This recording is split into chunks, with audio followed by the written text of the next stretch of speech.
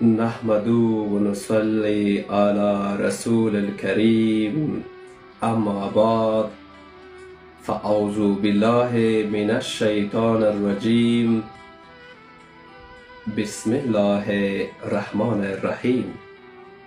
السلام علیکم و رحمت الله تعالی و برکاته. دوستان، هموطنان و همراهان همیشگی، امیدوارم که تک تکتان جور و صحتمند از گزند روزگار در صحت کامل باشید. ایمان دوست، هر کی رخسار تو بیند به گلستان نرود. هر کی رخسار تو بیند به گلستان نرود.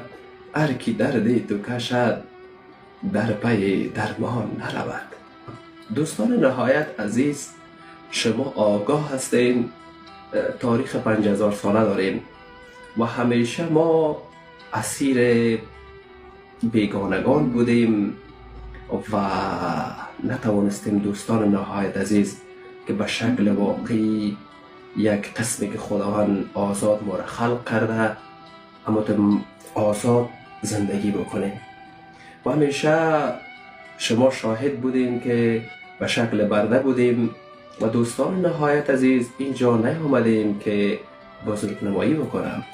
میخوایم که واقعا امی تجارب زندگی که در زندگی ما گذاشتاندیم و به عنوان یکی از کسان متفاوت از دیگرها در سطح جهان، سازمان ها، فدراسیون ها، کانفدراسیون ها، اتحادیه ها، شوراها، انجمن ها را تأسیس بنیانگذاری کردیم. دوستان نهایت عزیز، به عنوان یک جوان میخوایم که شما هم میتوانید توانا بود هر کی دانا بود مدف بروید، زحمات بکشید، انشالله همه چیز را به زمان بگذارین. زمان چیز هست که همه چیز را به وقتش برایتان به اثبات میرسانه و نتیجهش را میگیرید.